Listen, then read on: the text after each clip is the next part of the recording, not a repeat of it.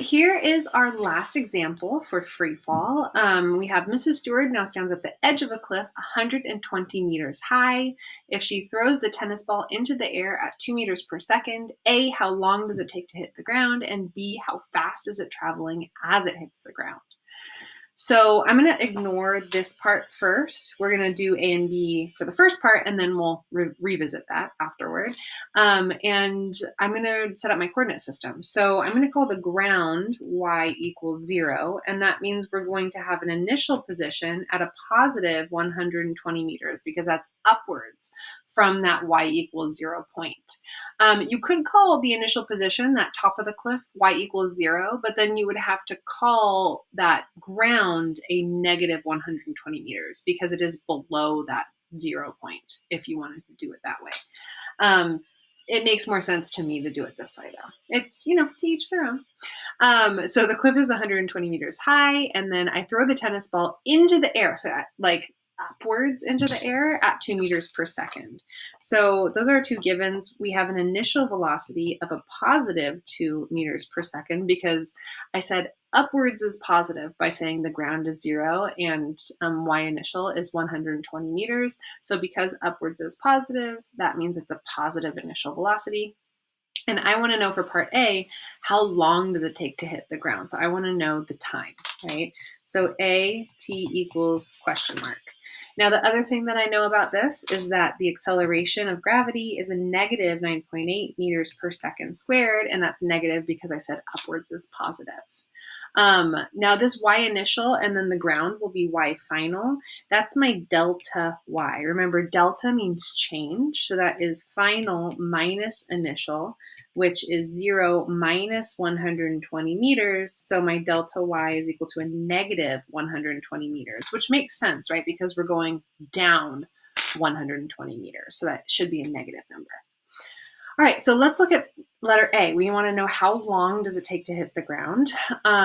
We have to use that delta y is equal to the initial times time plus 1/2 acceleration times time squared because we don't know the final velocity, right? So we have to use this equation because it doesn't have final velocity in it.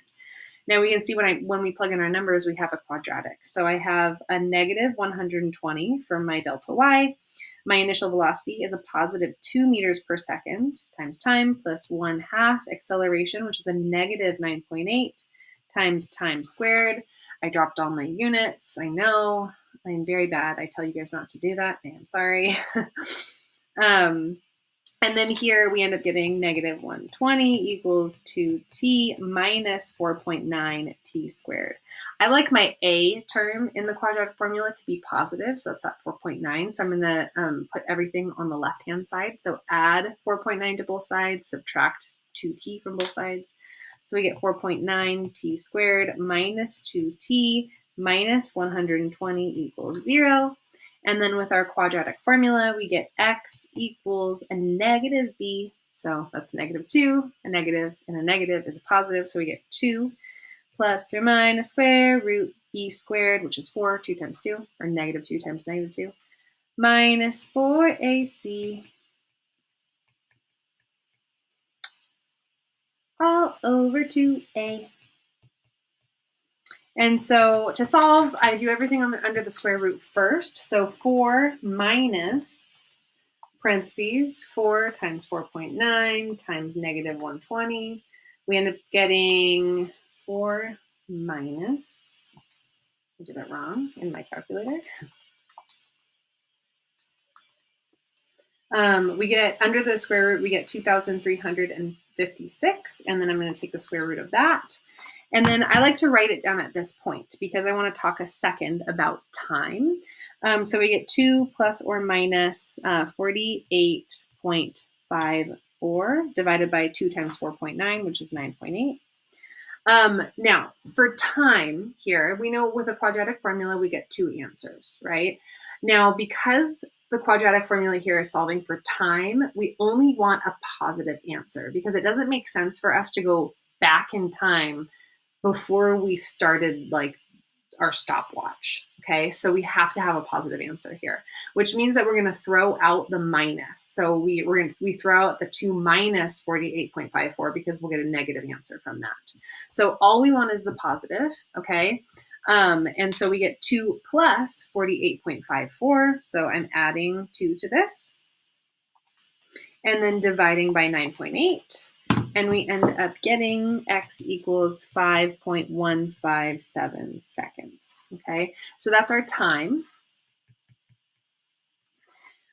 And then for letter B, we wanted how fast is it traveling as it hits the ground. So that's going to be our final velocity. So V final equals question mark. And I'm just going to use that first basic equation for this. The final velocity equals initial velocity plus acceleration times time. So we get final velocity equals initial velocity, which is a positive 2 meters per second, plus acceleration, negative 9.8 meters per second squared, times time, which we just found to be 5.157 seconds. So our answer times a negative 9.8 plus 2, and we get final velocity equals negative 48.538, so about 0.54 meters per second. Now, this is a negative number, and that makes sense because it's traveling downward, right? We go off the cliff, and it's going down, down, down, down, down. Remember, velocity is a vector. The negative gives the direction of the vector, so that will be downward. So that's the answer for A and B.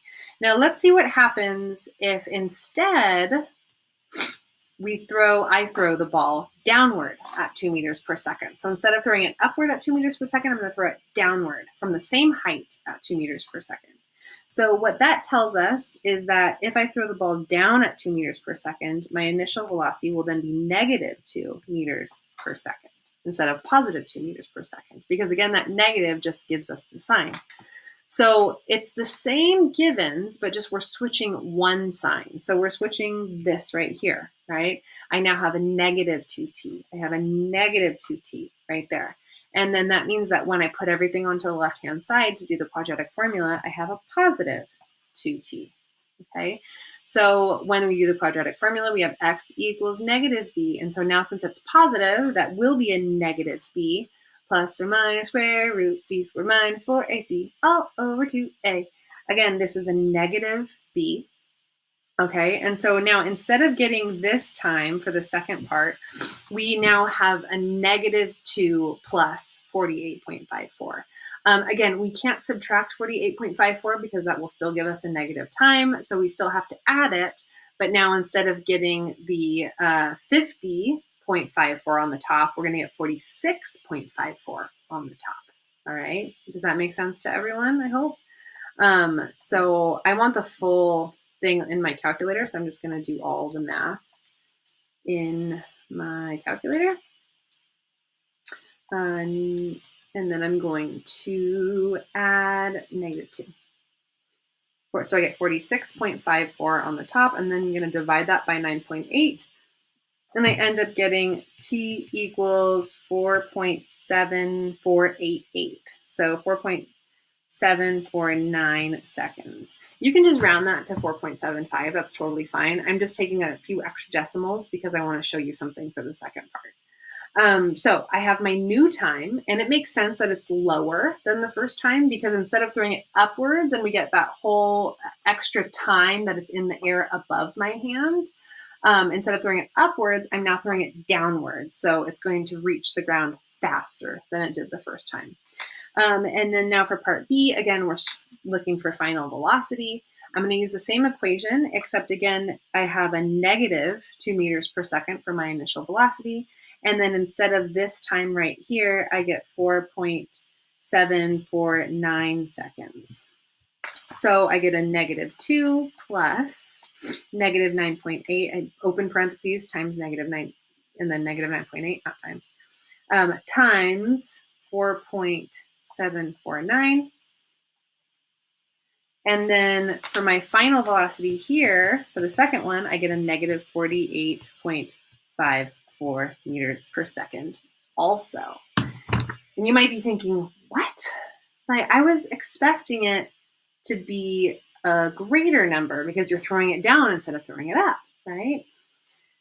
Actually, it's the same. And the reason for that is because the magnitude of the velocity, either up or down, is the same. So if we look at this picture right here, yes, for the first part, I threw it up at a velocity, at a velocity of, so we threw it upwards at a velocity of 2 meters per second, right?